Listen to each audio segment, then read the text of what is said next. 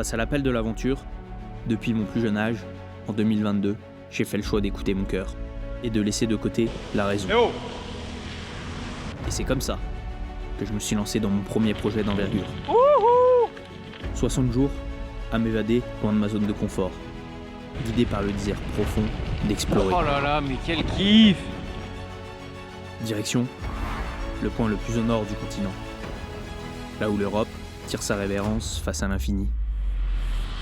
Le Cap Nord.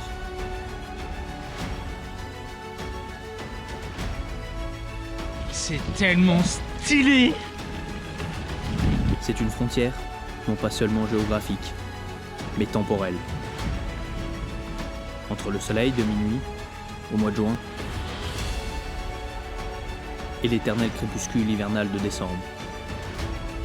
Dans ce qu'on appelle le Grand Nord.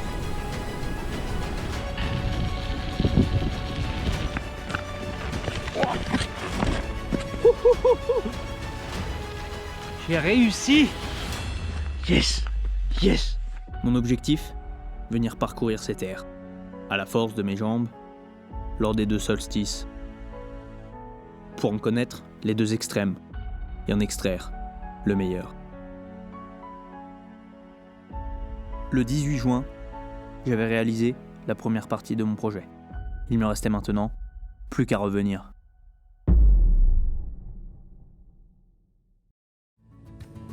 Faire 2 fois la même chose, ce n'est pas dans mon habitude. Ça tombe bien, dans mon cas, la seule chose commune, c'était la destination. Mais l'expérience sera tout autre en ce mois de décembre. Le départ de mon périple se situe à Tromsø, capitale de l'Arctique. Elle était le départ des expéditions polaires au 19e et 20e siècle. Ici, au-dessus du cercle polaire arctique, les conditions sont rudes. Les routes sont verglacées. Putain, je me caille les mains. La gestion du froid est omniprésente, quand il peut faire jusqu'à moins 20 degrés. Sans oublier la nuit polaire, qui vient vous saisir très tôt, en début d'après-midi. Les images que vous allez voir sont prises entre 10h et 13h pour la plupart. Sinon, ça ressemblerait à ça. Il est 15h! Pas très cool.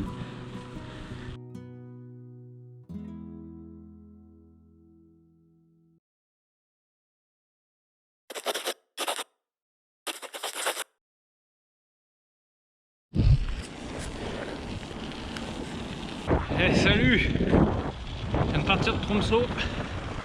Il fait -8. C'est la 3e fois que je viens dans ce pays. Et j'en suis toujours émerveillé. Regardez.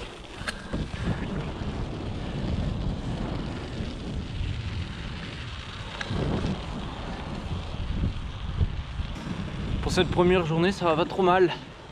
Il y a un moment, j'ai un peu trop transpiré et du coup, tout de suite, j'ai eu froid. Là, j'arrive à gérer un peu en ouvrant la veste, en enlevant les gants pour essayer de me thermo-réguler et de pas trop transpirer. Parce qu'en fait, de pédaler vite, ça nous fait transpirer. Et la transpiration, bah après, elle gèle et après, elle vous gèle vous-même. Donc l'idée, c'est d'être bien couvert et de pas transpirer. Regardez devant. Hop.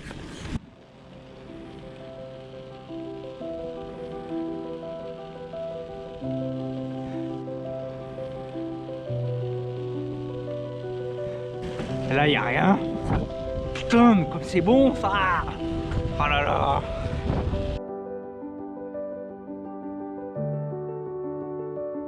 Putain, je me caille les mains.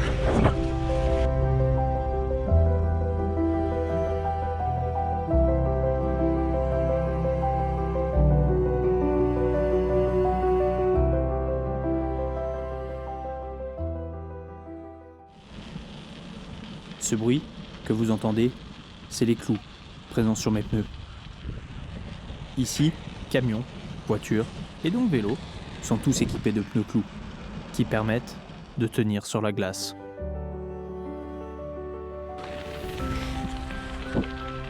Il est 14h30. Dès ce premier jour, j'ai le droit à un spectacle fascinant que je vois pour la première fois. Les aurores boréales.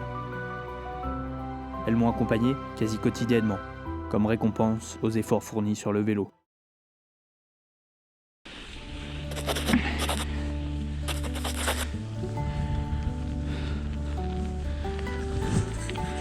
Allez, départ du deuxième jour avec une magnifique vue sur les Alpes de Lingen, juste ici.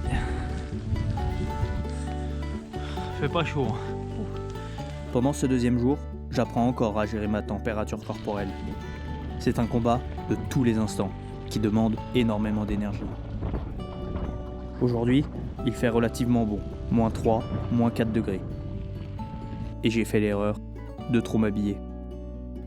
J'ai donc plus froid qu'hier, où il faisait -8, alors que j'ai exactement le même équipement. Vous commencez à comprendre la logique ?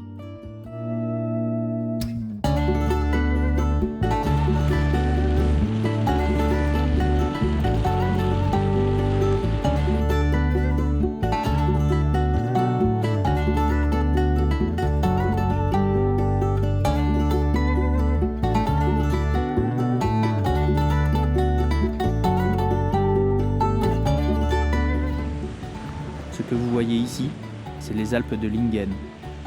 Cette chaîne montagneuse, réputée pour le ski de randonnée. Avec son point culminant, le Djékévari, qui pointe son nez à 1834 mètres d'altitude. J'aurai ce paysage, sur ma gauche, quasiment toute la journée. C'était magnifique.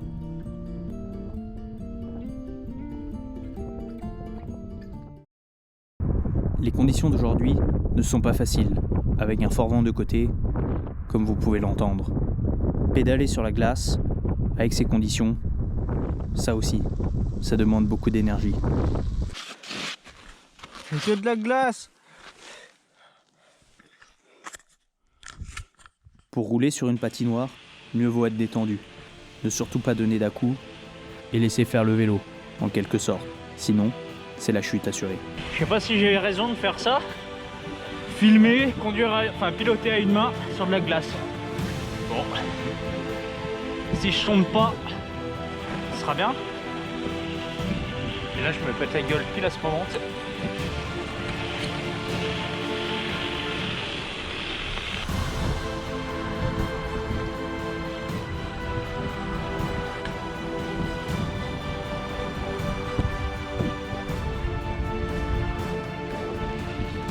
Ah, c'est beau.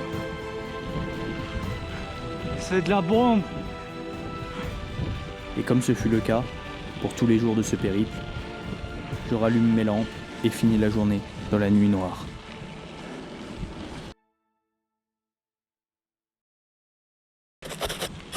Allez, départ du jour 3. -2, pas très froid.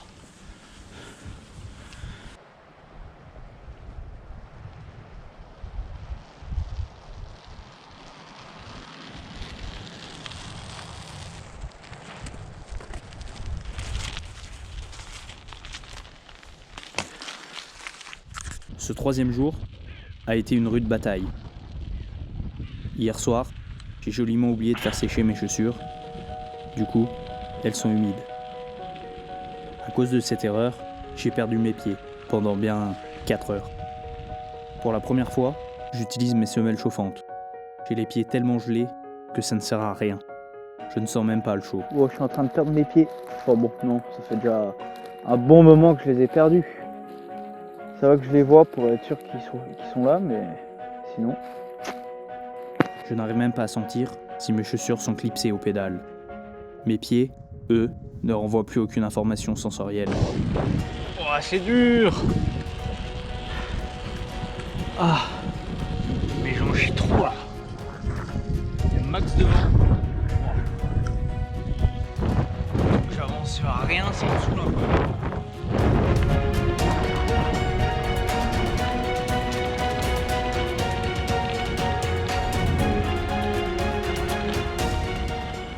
Je profite de la montée d'un col pour monter à fond, en espérant que la circulation au niveau de mes pieds fonctionne à nouveau.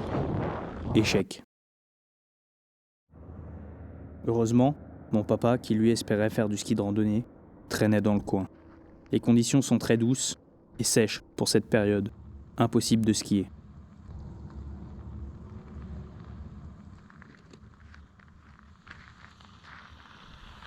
Je saute dans la voiture pour enlever ces foutues chaussures. Et après avoir réchauffé temporairement mes pieds, je repars. Il me reste 1 heure de vélo.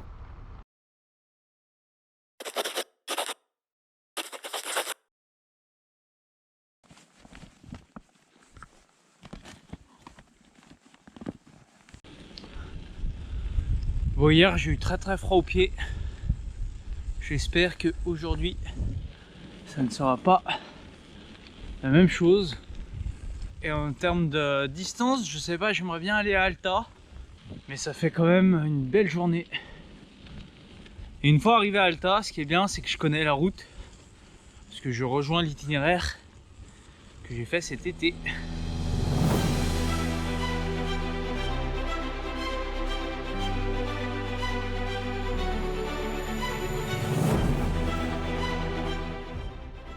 Les pieds au sec, avec une journée à moins 8 degrés de moyenne, je suis dans mon élément.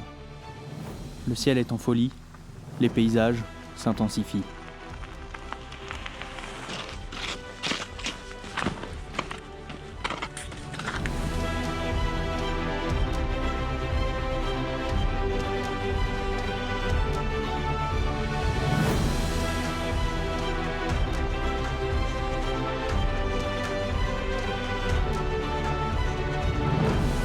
Oh là là, les couleurs!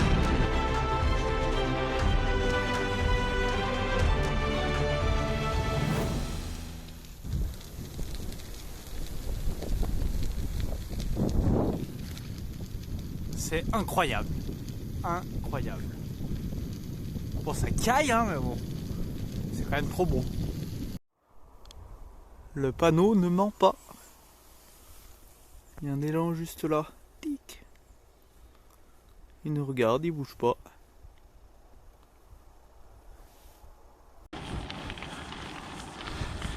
C'est tout gelé partout, c'est trop bon.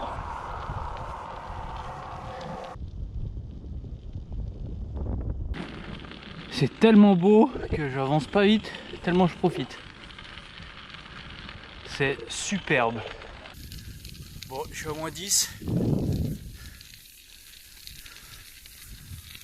Il est midi. Le jour se couche.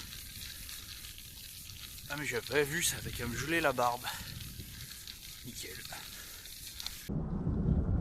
Magnifique coucher de soleil sur la ville de Alta. C'était l'objectif que je m'étais fixé aujourd'hui, à environ 100 km. Je m'arrêterai à 76, car profiter de ce que la Norvège m'offre me prend plus de temps que prévu.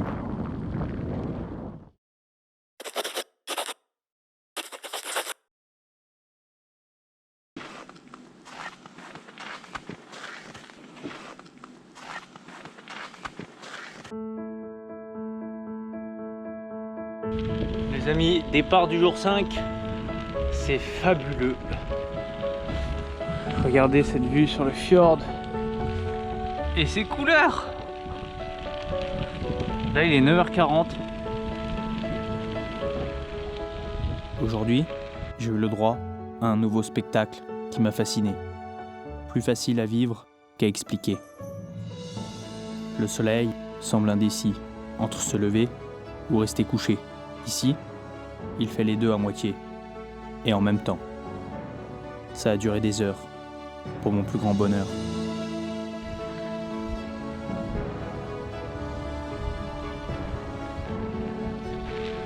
« 10h du matin !» C'est fou, non? C'est incroyable. Il est 10h du mat.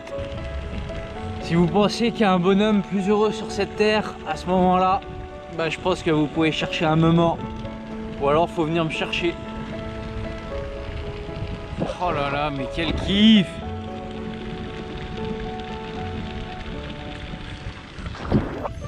Quel kiff! Voilà pourquoi il faut pas rester chez soi, il faut aller faire des choses dehors. C'est trop beau, il y a tellement de choses à voir.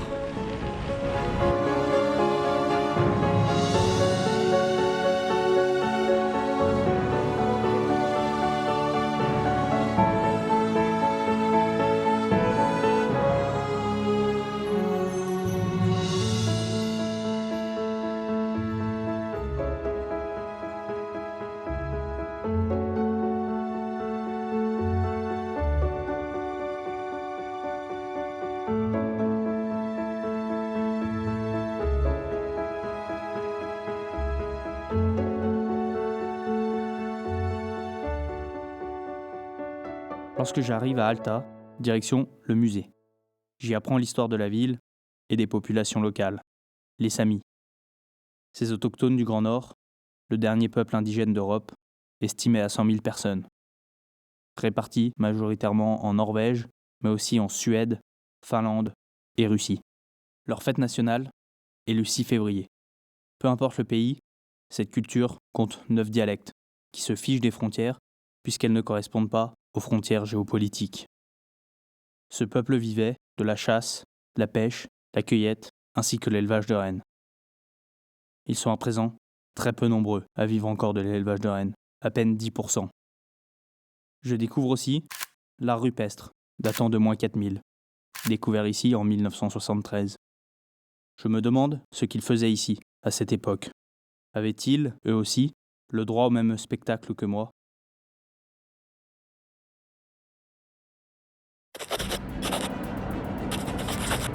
Allez, il est 9h. Je pars pour la journée qui me fait le plus peur sur le papier. Direction les hauts plateaux. Direction de Skadi. Devrait faire froid. Déjà cet été, j'en avais bien chié à cet endroit-là. Alors là, je sais pas trop imaginer. Mais regardez, c'est super beau. On voit une station de ski là-bas.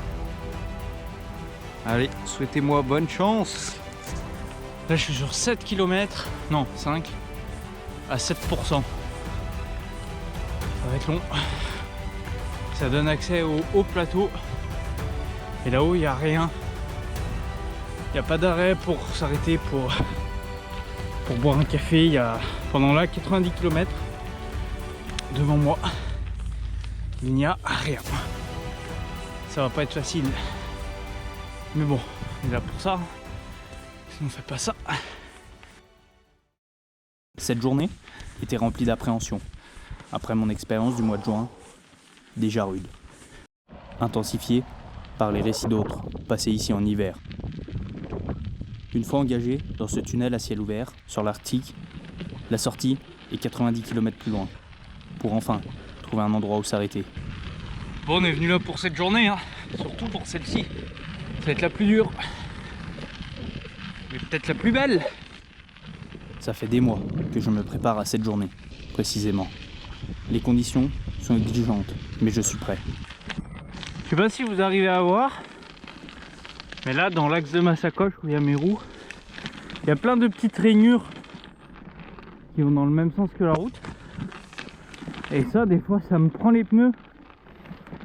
Et ça me fait perdre un peu l'équilibre là sur quelques millisecondes. Et ça me fait un peu la sensation que je vais tomber. Alors j'ai pas trop le choix que de rouler là. Ou sinon je roule là. Et là c'est que des bosses. Et ça me tape les fesses. Alors je préfère rouler là-dedans. Sur les petites rainures. Par contre à la descente, je pense qu'il va falloir faire vraiment très attention. La définition du Grand Nord. Je suis trop heureux, c'est trop bien.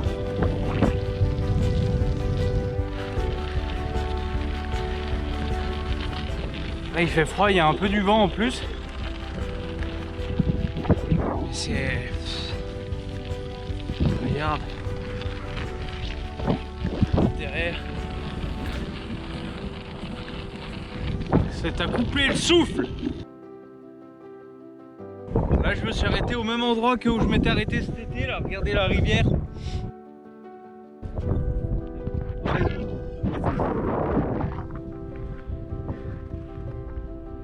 Oh là là là là.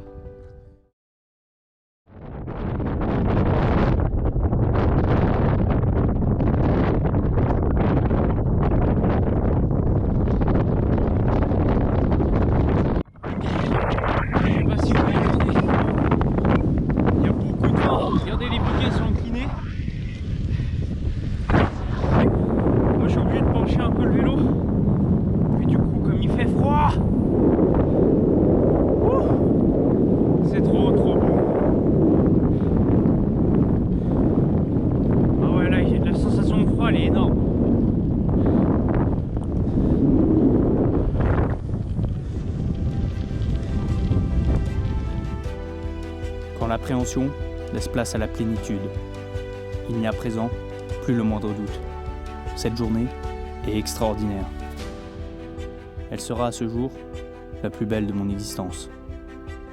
J'aurais aimé que ce fameux tunnel se poursuive encore de nombreux kilomètres.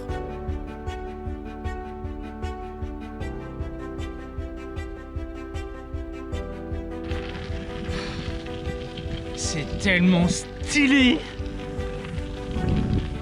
J'ai pas froid.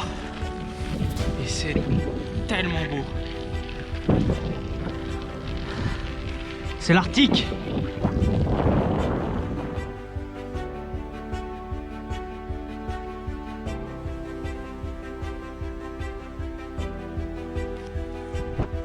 C'est un truc de malade. C'est malade.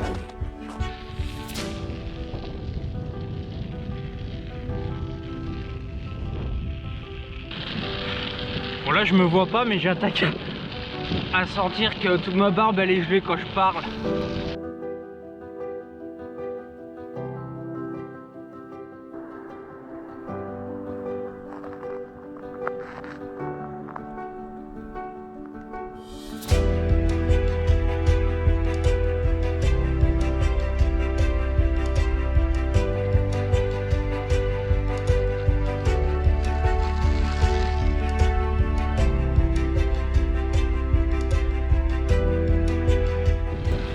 Regardez-moi cette ambiance.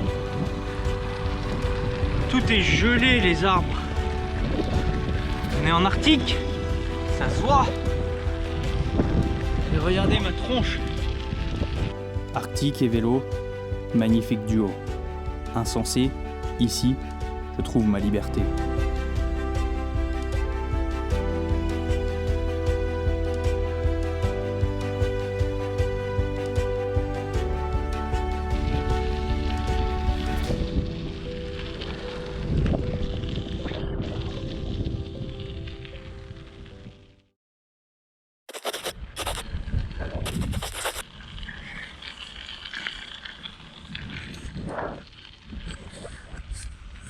Allez, départ du jour, je sais plus combien, 6, 7,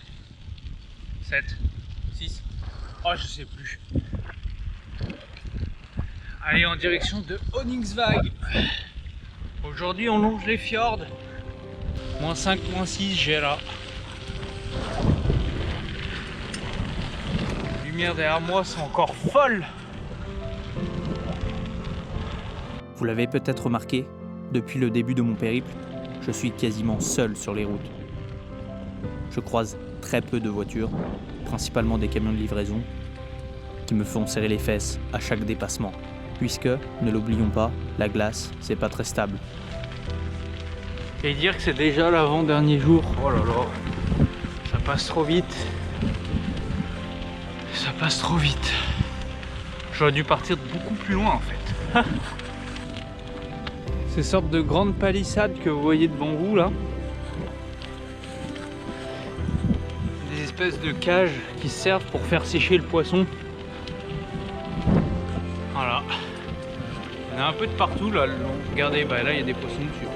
Et il y a juste un filet par-dessus pour empêcher que les oiseaux y accèdent.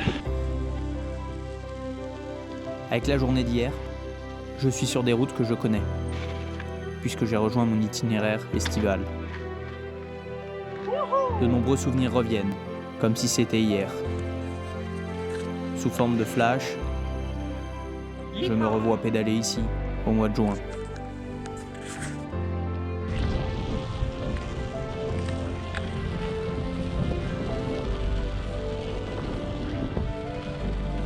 Vous vous demandez peut-être où est passée la neige et la glace.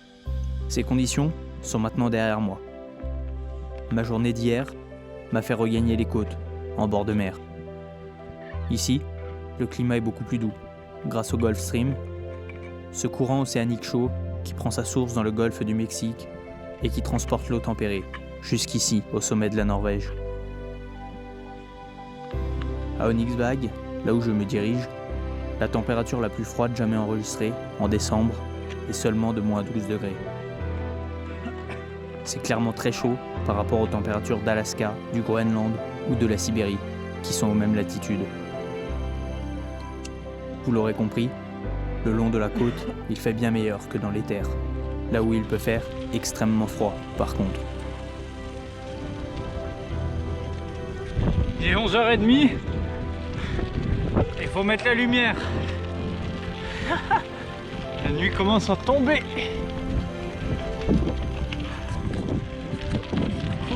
Allez, j'ai fait 52 km. Est-ce que vous reconnaissez cet endroit?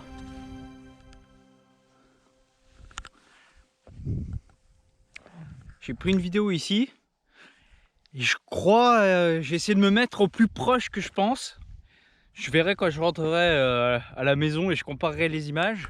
Mais là, il y avait des petites rennes dans le talus là. Et là, je vous disais qu'il y en avait plein, tout partout en face. Bon, là, c'est pas le cas. Je sais pas ce qu'ils font des rennes l'hiver, mais là, j'en ai vu 0 pour le moment. Alors qu'ici, il y en avait des centaines cet été. Bref, je vous mettrai la comparaison. Et c'est assez marrant de savoir si j'ai retrouvé exactement le bon endroit à quelques mètres près ou pas. Voilà.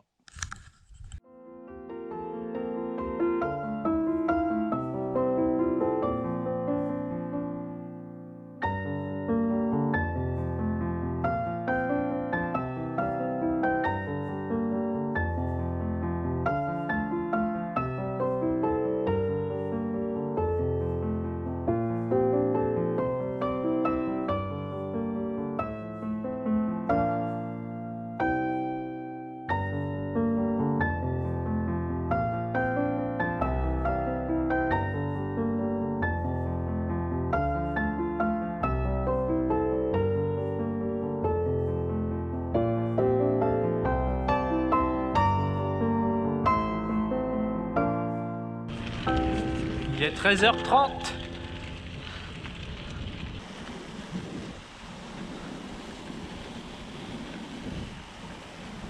L'enfer des tunnels. Il y en a plein. Wow. Hey. Eh oh.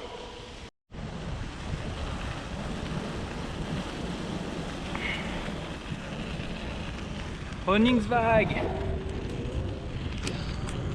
C'est là qu'on va ce soir. Et c'est aussi là que j'ai pris le ferry quand j'étais rentré au mois de juin.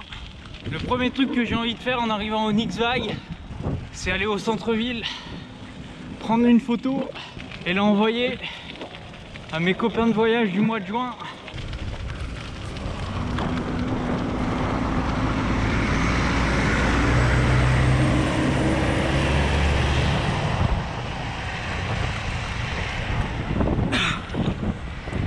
Au mois de juin, j'avais rencontré 4-5 personnes là-bas. On avait fait une bonne partie du retour. Donc là, le premier truc que je vais faire, c'est aller là-bas, prendre une photo de l'endroit où on s'est rencontrés et leur envoyer. Ça va me faire plaisir. Voilà.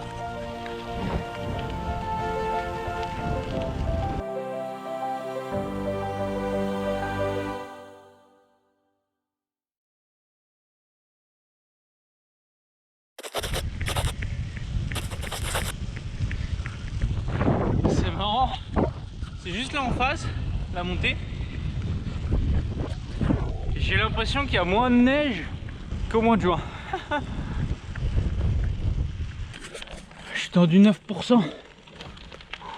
Ça grimpe terriblement.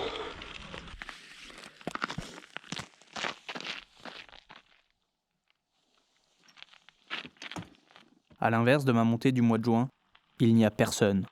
Littéralement personne. Il y a 6 mois, je ne voyais que des camping-cars. Aujourd'hui, je n'en ai pas croisé un seul. À coups de pédale, je suis le seul à ouvrir la route du point le plus au nord du continent. En fait, c'est ça.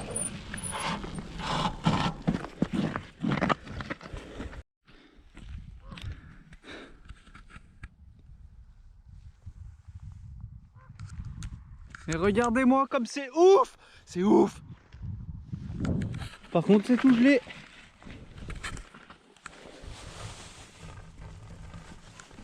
Mais vraiment, c'est une patinoire. Hein.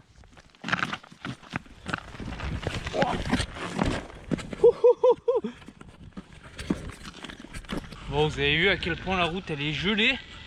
On dirait pas comme ça. Hein. C'est tout gelé. Regardez, on voit les reflets. C'est dangereux pour moi. Autant jusque là ça allait bien sur la glace. Mais alors celle-ci elle est vraiment lisse. Et vraiment je savais même pas qu'il y en avait. Jusqu'à quand je me suis arrêté quoi. Heureusement que j'ai pas fait une descente à fond. Parce que là je me serais tarté, c'est sûr.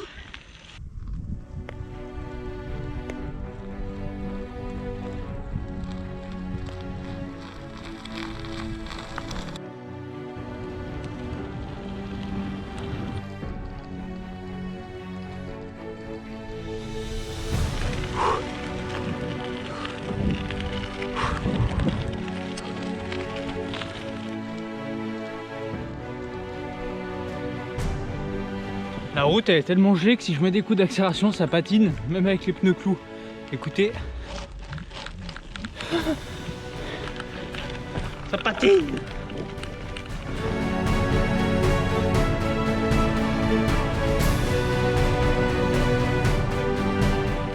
Bon, tout ça pour dire qu'on y est presque. On y est presque, on y est presque.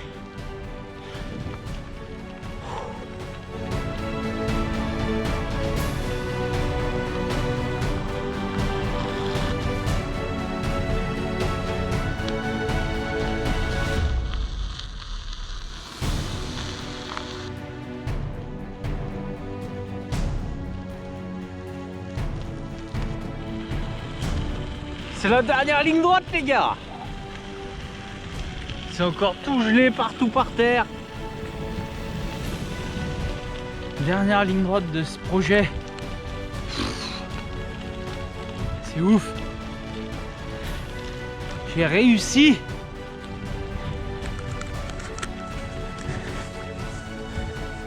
Ça patine.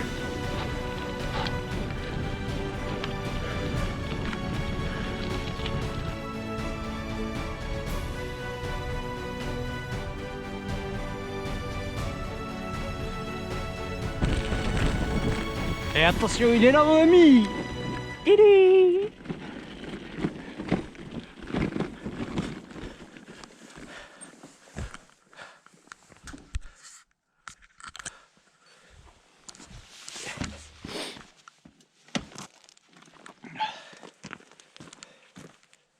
Oh là là, et là il n'y a rien. Allez, ça c'est fait. Ah, il a pas changé. Hein.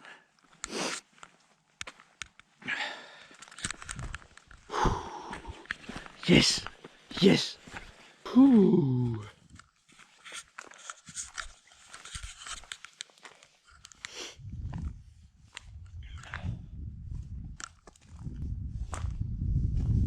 Ah, il y a tellement moins de monde que quand je suis venu, il n'y a personne. C'est trop cool. C'est beaucoup plus cool que quand je suis venu cet été. Parce qu'il y a beaucoup moins de monde. Et à la fois, c'est moins d'émotion parce que comme je le connais déjà. J'ai réussi mon premier projet d'envergure. J'ai fait 200 km par jour en partant de chez moi au mois de juin. Trouver l'équilibre sur la glace par moins 15 degrés, en plus de la nuit, pour venir ici lors des 2 solstices. Mes expériences furent bien différentes, mais tellement complémentaires. Il est malheureusement difficile, pour moi, de tout expliquer en quelques minutes. Comme le dit le proverbe, il est plus facile de dire que de faire. Eh bien moi, je peux dire que je l'ai fait. Arctique, conquis à coups de pédale, Cap Nord atteint, fin de l'escale.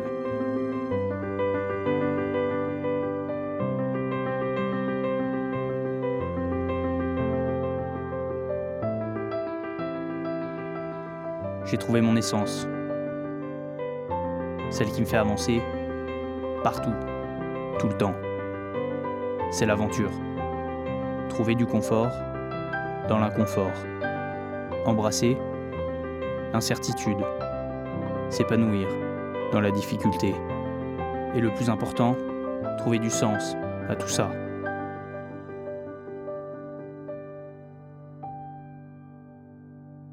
À tous ceux qui ressentent l'appel de l'aventure, bon voyage.